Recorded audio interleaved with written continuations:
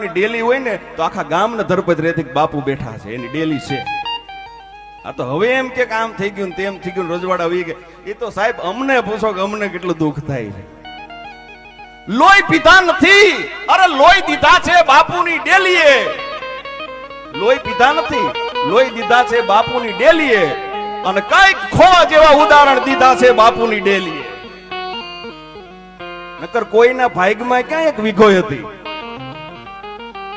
વીઘા કોઈના ભાગ્યમાં નહોતા. અરે કોઈના ભાગ્યમાં ક્યાં એક વીઘો હતી? તમારું હાથ બારમાં નામ જ દીધું છે બાપુની ડેલીએ. અને ખોઈ નાખવું એ હેલી વસ્તુ નથી. એ તો જેને સાહેબ ખોયું હોય ને એને પૂછો. એક ઇતિહાસકાર છે, એ ભારતમાં આવી અને એક ઇતિહાસકારને બુક આપે છે, લેખકને બુક આપે છે અને એક શરત મૂકે છે કે આમાં એવો ઇતિહાસ લખી જાય કે જેમાં રાજપૂત નો આવતા હોય, જેની રાજપૂતાઈ નો આવતી હોય, જેની વાતમાં કોઈ દરબાર નો આવતો હોય, આવો ઇતિહાસ મારે જોઈએ. અને 2 મહિના પછી સાહેબ એ લેખકે આખે આખી કોરી બુક હતી ને ઇતિહાસકારને પાછી આપી દીધી. કેમ કઈ લખ્યું નહીં? એ કે સાહેબ ઘણું ગોઈતું પણ દરબારું રાજપૂત વગરનો સાહેબ એક ઇતિહાસ જ નથી. કે લોહી પીધા નથી, લોહી દીધા છે બાપુની ડેલીએ. અને ઘણું ખોવા જેવું ખોઈને દીધા છે બાપુની ડેલીએ. ખોય કેમ? કે એ આમ ખોવાય.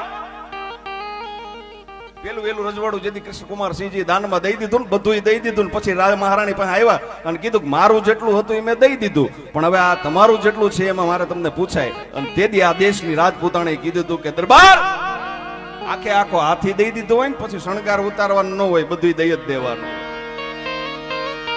કે આમ ખોય એમ પોતે ખોય અને પોતાનું ઉદાહરણ દીધું છે બાપુની ડેલીએ. બાકી લોહી પીધું નથી, લોહી દીધું છે બાપુની ડેલીએ.